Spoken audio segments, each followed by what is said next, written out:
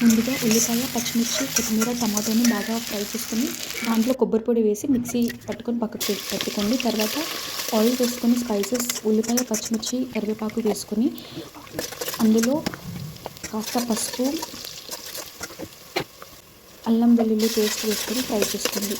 అవన్నీ బాగా ఫ్రై అయ్యాక మనం మిక్సీ పట్టుకున్న దాన్ని ఇందులో వేసేసుకొని కాసేపు పచ్చివాసన వెళ్ళే వరకు దోరగా వేయించండి.